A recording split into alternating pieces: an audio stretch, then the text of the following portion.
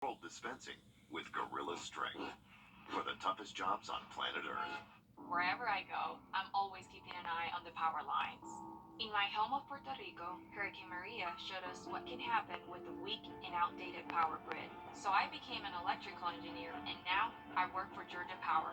We're investing in the latest secure technologies, and we're building the future of energy today. Our customers are counting on us for a modern and dependable power grid, and I'll be keeping an eye out to make sure they get it.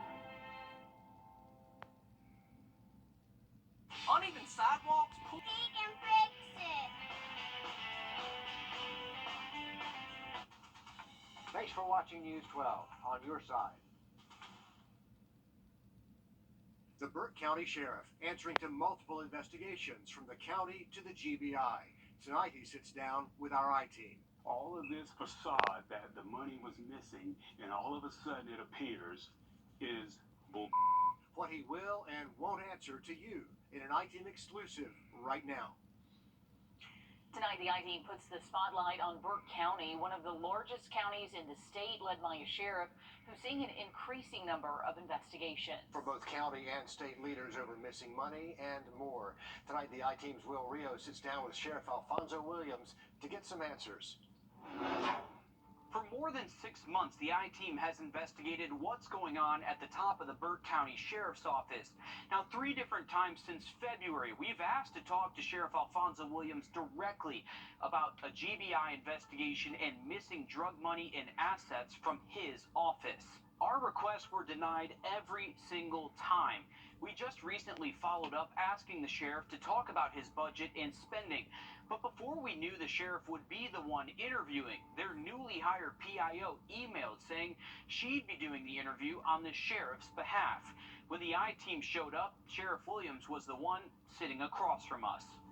What do you think your biggest needs right now are for your agency? The biggest needs for our agency are obviously training, and we need a commission that we can work with. I think it's needed is trust. The GBI confirmed on February 16th it is investigating former Waynesboro Police Department officer Gary Jenkins for irregularities in training records. On December 22nd of 2022, the chief investigator for the Waynesboro Police Department emailed Jenkins saying he was missing 2 classes, community policing and de-escalation training. Sheriff Williams was the instructor for those classes in question. They had to be completed by the new year. Jenkins's training record shows those classes were completed on December 29th. Sheriff Williams put this video on Facebook saying he gave those classes in his office at the Burke County Sheriff's Office. Williams says Jenkins repeatedly asked him to upload proof he took those classes. When Williams finally did on January 9th, he says he couldn't remember what day Jenkins and Mary Bennett took the classes, so we put it down as December 29th. And I agreed to give him the instruction and give him credit for the instruction after the instruction was complete. I did do that. The I-team requested the sheriff's GPS and phone records. Sheriff Williams' location shows he wasn't even in Burke County at the time of the training. Phone records tell us the only day it could have been was on the 30th. Listen, there is a significant GBI investigation right now going on into training records. Okay, look. That's not, I mean, that concerns everyone. Concerns all of How's that a budgetary issue? It's not. Okay, then that's. But I haven't had the chance to ask you about that. That's you asked me to come and talk about budgetary issues, and I would appreciate you being straightforward. In March, the I-team exposed more than $53,000 in confiscated assets that went unaccounted for 6 years, according to county leaders like County Manager Merv Waldrop. I started asking questions, looking into it. I couldn't find any deposits that matched that amount, $53,871.31.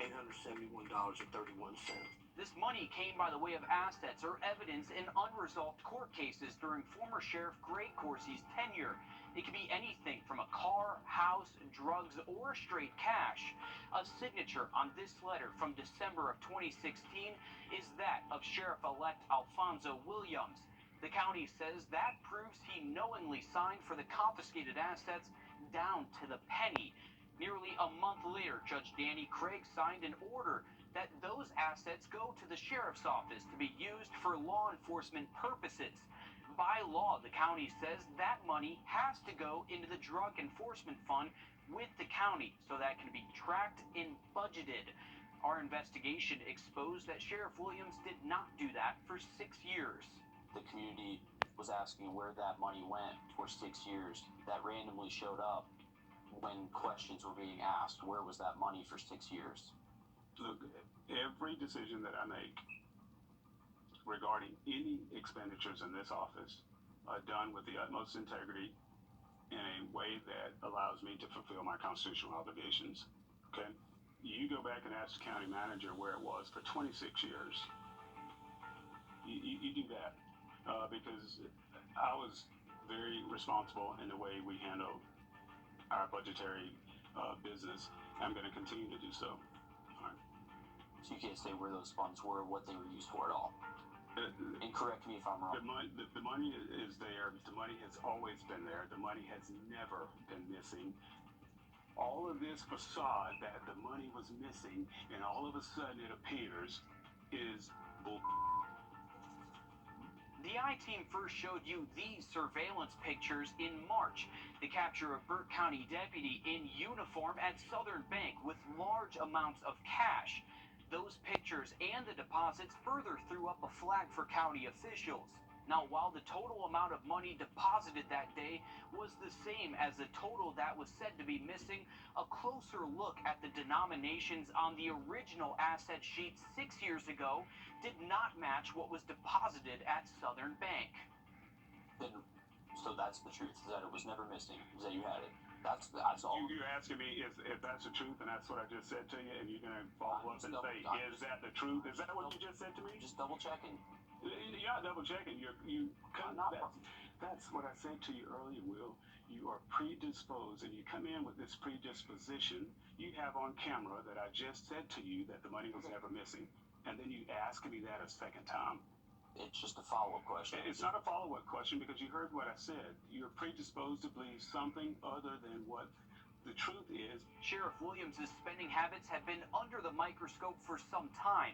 The I-Team went digging and found more questions about how the sheriff is spending taxpayer and federal dollars. In October of 2021, Sheriff Williams started using Kate's Firestone as his agency's auto shop in a no-bid contract, instead of sticking with the county repair shop.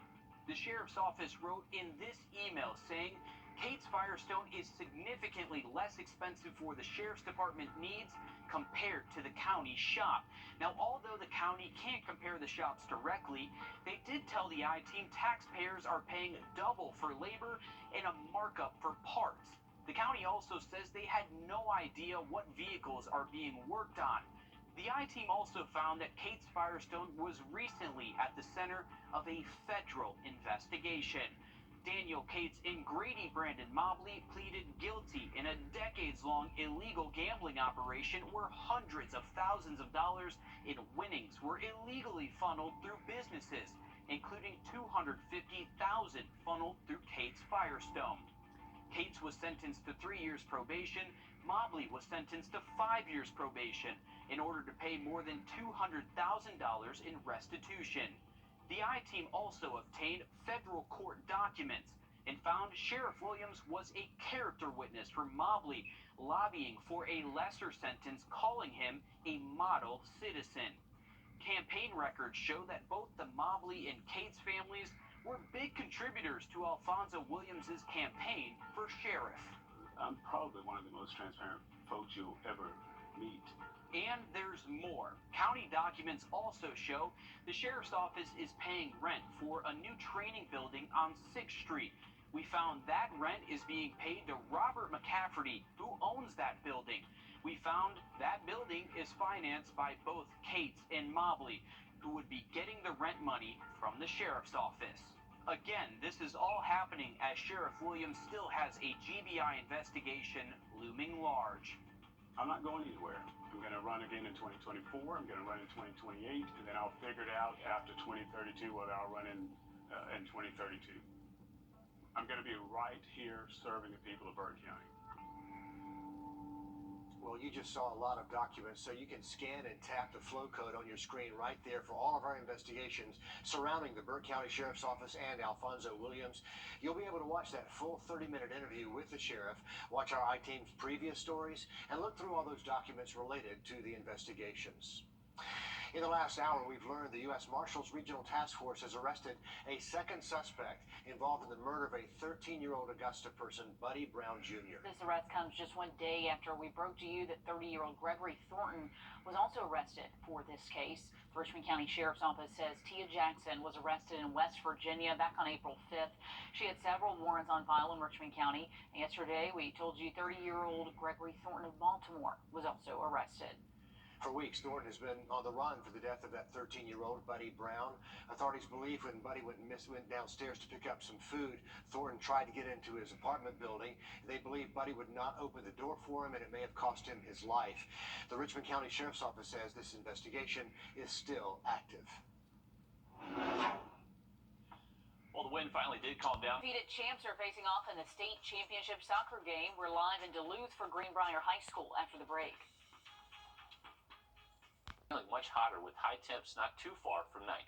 Riley, thanks. The undefeated Greenbrier Wolfpack facing off against Chamblee in the Class 5A state championship game. That is 19 games they won. They've outscored their opponents by a total of 130 goals. Can you believe it? News 12's Dan Booth joins us live from the championship game in Duluth. Dan, tell us the latest. Richard and Laura, every story can't finish without its final chapter, and so far, the finale to their storybook season for Greenbrier has not been going according to plan in the state championship game against Chamblee. Just moments ago, Chamblee just went up 6-0, and we're about 15 minutes or so into the second half, so this is obviously not the ideal start that the Wolfpack would have wanted to the state championship game. Now, one thing that's really interesting is you spoke about the 130 goals. The other side of that is the fact that Greenbrier, coming into this game, only allowed 4 goals the entire season. They've given up 6 so far in this game, 4 of which came in the first half. And one thing that was really noticeable early on in this game is the speed of Chamblee's forwards. They just continued to push the pace and get that extra edge on Greenbrier's defense, which has been their story and their main catalyst to all of their success the entire season. So that's something that's really interesting. And to add to all of that, there are 2 key players on this Chamblee team, one of which is going to UCLA and the other one is going to Duke. So there's a lot of Division I talent pushing the pace for Chamblee in this game so far. And once again, as of right now, the score is 6-0 with about 25 minutes or so left in this state championship game. It's been a fantastic season for the Greenbrier Wolfpack, and something they can really lean on moving forward with such a great group of young, talented players. Obviously, still some time to go, but as of right now, they currently find themselves in a 6-0 hole. But for now, I'll have more updates throughout the evening. We're reporting from Duluth High School. Dan Booth on your side. It'll be quite a comeback if they can dig their way back out. What a story it would make. Yeah, we believe in sports miracles. Let's pull it out, girls. We'll be watching. That'd be awesome. Wow. Okay, a local food bank takes on a larger challenge, what they're going to do to end food insecurity here in the River region when we come back here on News 12 at 6 o'clock. First alert, limited to only the finest in men's clothing. One person has died after a house fire on Caden Road in Augusta. You can see the smoke in the distance down the road there. Several fire engines on the scene this afternoon. Took at least 4 of those crews to put out the fire. This neighborhood is just off Peach Orchard Road, south of Bobby Jones Expressway, not too far from Rollins Elementary School. Richmond County Dispatch telling us the fire was reported just after 2 o'clock today. Of course, they're still investigating the cause. We do know this was a male who lost his life during the fire. They're only identifying him as a John Doe at this point because he was burned beyond recognition, and they'll release that identity at a later time once family members are notified. Bond is set for a mother after a deadly crash claimed the life of her 3-year-old daughter. SCHP says last night, 25-year-old Anisha Quattlebaum was driving on Sally Road. Her car left the roadway, hit an embankment, flipping, hitting a utility pole. The child who died, identified as Journey Quattlebaum, will be autopsied in Newberry. Her mother facing DUI and child endangerment charges. Inside this massive warehouse lies dozens of pallets ranging from canned goods to shelf-stable milk. That's what it takes to feed thousands of families in the CSRA. Golden Harvest Warehouse serves 25 counties across our area, and across those counties, they serve over 11 million meals with almost 300,000 families fed. The goal is to eliminate hunger, and even with all of this food you see behind us, they are still seeing gaps in the communities they serve. Data from Feeding America says 1 in 8 in their service area are still food insecure. Our Nick Beelan live over at Golden Harvest, where they're bringing in city leaders now to address these concerns about food insecurity. Nick, take it away. Yeah, Richard, today was about finding the solution to hunger and food insecurity in our area. The Golden Harvest Food Bank and other organizations lend helping hands in various ways throughout our community, and today sparks hope for a possible long-term solution. Discussion. With a little bit of background noise from the Golden Harvest Food Bank construction as they're building up new ways to serve the community. Today, the food bank invited local leaders to collaborate to help fight hunger. You know, there was sort of a plateau after the pandemic, but I think now with the prices of things, we're really seeing an increase across our 25 counties. Which includes a spike in those going on their website searching for food near them. This issue has tapped everyone on the shoulder at least once in our lives, whether we had to go to food banks or whether we just had to scrape up money to be able to afford food.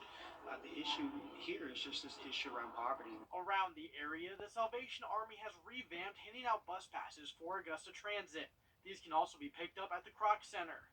Golden Harvest is participating in the Stamp Out Hunger Food Drive on May 13th, where the post office will be dropping off empty bags for those to fill with food and send back. Different organizations and events look to put the right foot forward to fight hunger and homelessness. One of the things you walk away from is the passion that everybody has. That's key. You know, everybody's very passionate about this. The other thing you walk away from is the complexity of the issue. And that's something that always comes forward. And with this complex issue, those in attendance know that the solution will take time, and in the coming weeks, Golden Harvest and the leaders in attendance today will be continuing the conversation. And just a reminder, Golden Harvest says that they're always in need of your time and also donations. So much need out there, especially right now with inflation. And it'll take everybody pulling together just like we saw there today. All right, thanks for that, Nick. We have more News 12 coming up right after this break. Or online at TerryLambertHyundai.com. It's the first day of the first grade, and she found a new best friend. It's a laid-back Sunday afternoon you wish would never end. The homemade taste of Bluebell and good friends gathered round. The good old games are being made right now. At Checkers.